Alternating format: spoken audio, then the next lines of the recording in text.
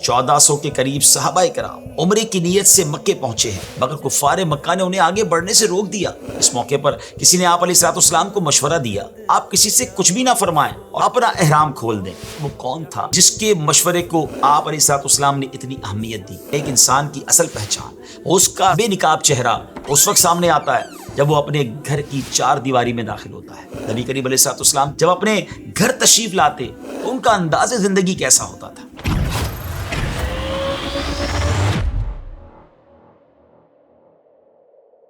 السلام علیکم ورحمۃ اللہ وبرکاتہ۔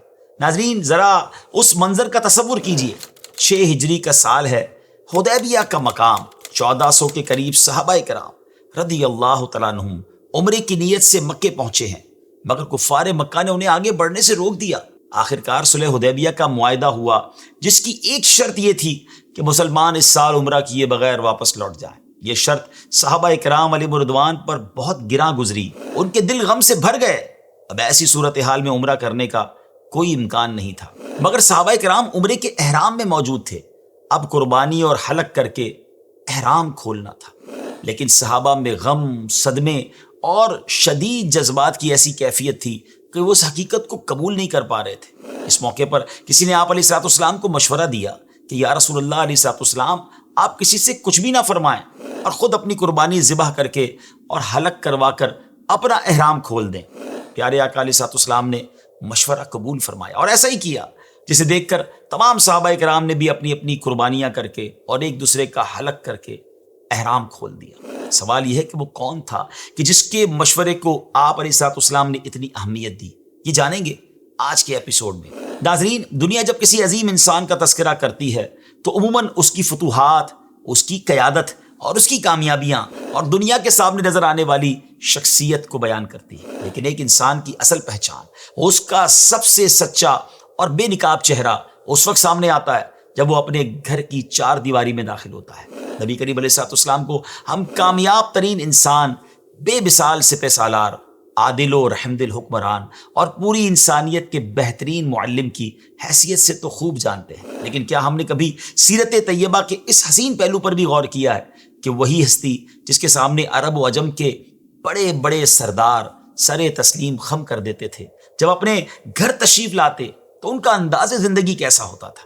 ناظرین، تاریخ گواہ ہے کہ جس طرح پیارے آقا علیہ الصلوۃ والسلام گھر سے باہر ہر انسان کے لیے بے مثال تھے، اسی طرح گھر کے اندر بھی آپ علیہ الصلوۃ والسلام کا کردار اپنی مثال آپ تھا۔ آپ علیہ الصلوۃ والسلام نے اپنی ازواج مطہرات کے ساتھ محبت، شفقت، حسن اخلاق اور حسن معاشرت کا ایسا روشن اور عملی نمونہ قائم فرمایا جس کی مثال تاریخ انسانیت میں کہیں نہیں ملتی۔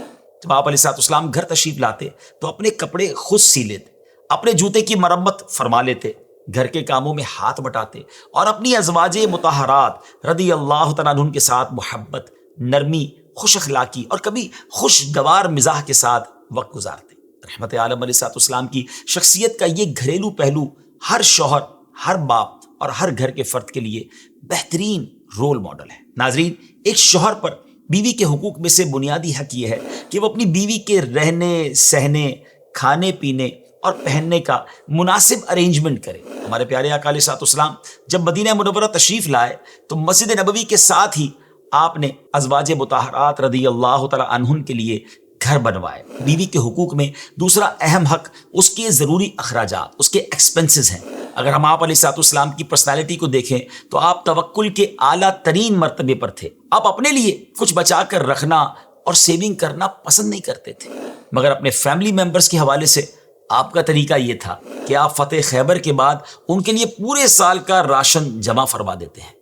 البتہ ازواج مطہرات کی سخاوت، صدقہ و خیرات سے محبت اور اللہ پاک پر کامل بھروسے کی وجہ سے یہ راشن اکثر سال مکمل ہونے سے پہلے ہی ضرورت مندوں میں تقسیم ہو جاتا، جس کے بعد گھروں میں تنگ دستی اور بعض اوقات فاقے کی کیفیت بھی آ جاتی۔ لیکن ان حالات میں بھی اس گھر سے شکوہ نہیں، شکر کی آواز بلند ہوتی ہے۔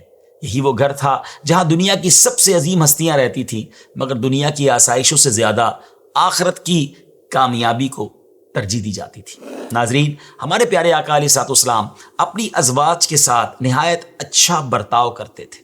آپ کا فرمان ہے، تم میں سے بہتر وہ ہے جو اپنے گھر والوں کے ساتھ بہتر ہو، اور میں اپنے گھر والوں کے ساتھ تم سب سے بہتر ہو۔ یہ صرف ایک نصیحت نہیں تھی بلکہ آقا علیہ الصلوۃ والسلام کی پوری زندگی اس فرمان کی عملی تفسیر تھی۔ پیارے آقا علیہ الصلوۃ والسلام کی عدل پسندی کا اندازہ اس بات سے بھی لگایا جا سکتا ہے کہ آپ جس زوجہ کے ہاں بیمار ہوئے اور جس بیماری میں ظاہری طور پر وصال فرمایا، اس بیماری میں بھی سیدہ عائشہ رضی اللہ تعالیٰ عنہ کے ہاں رہنے کے لیے باقی ازواج سے اجازت طلب کی۔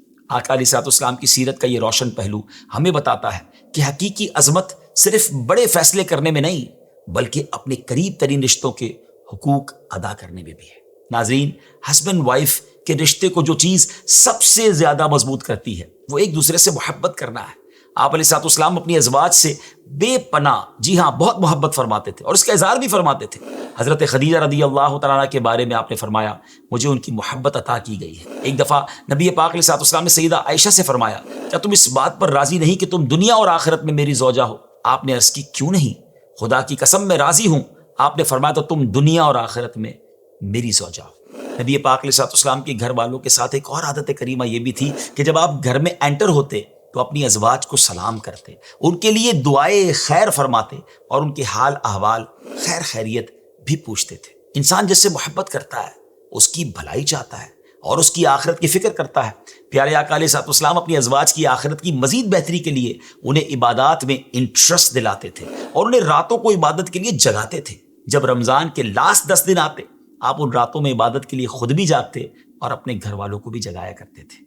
پیارے آقا علیہ الصلوۃ والسلام گھر والوں کے ساتھ اچھا ریلیشن برقرار رکھنے کے لیے ان سے ایڈوائز، جی ہاں، ان سے مشورے بھی لیتے تھے، جبکہ آپ خود تمام لوگوں میں سب سے زیادہ عقل مند اور درست رائے رکھنے والے تھے۔ صلح حدیبیہ کے موقع پر حضرت ام سلمہ رضی اللہ تعالیٰ عنہ کے مشورے اور اسٹریٹجی نے بہت بڑا کردار ادا کیا۔ آپ رضی اللہ تعالیٰ عنہ نے نبی پاک علیہ السلام کو یہ مشورہ دیا کہ یا رسول اللہ، آپ کسی سے کچھ بھی نہ فرمائیں، خود اپنی قربانی ذبح کر دیجئے، اپنا حلق کروا کر اپنا احرام کھول دیں۔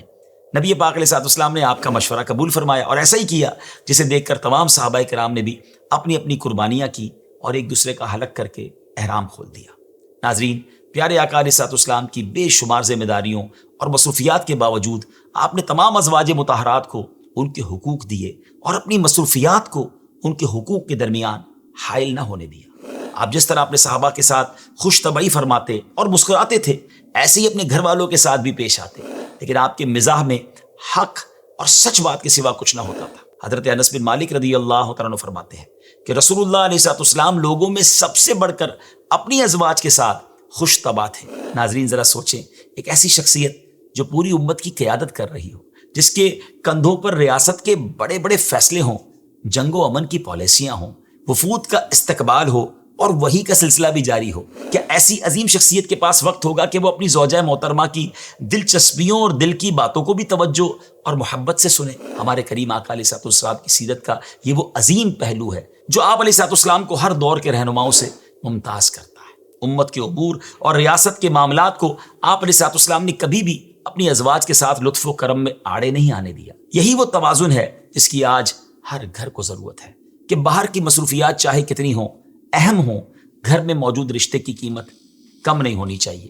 اللہ پاک ہمیں بھی پیارے آقا علیہ السلام کی سیرت طیبہ پر عمل کرتے ہوئے اپنے گھر والوں کے ساتھ احترام کے ساتھ پیش آنے، ان کی عزتوں کا خیال کرنے اور ہر حال میں حسن سلوک سے پیش آنے کی توفیق عطا فرمائے۔ صلو علی الحبیب صلی اللہ تعالی علی محمد صلی اللہ علیہ وسلم۔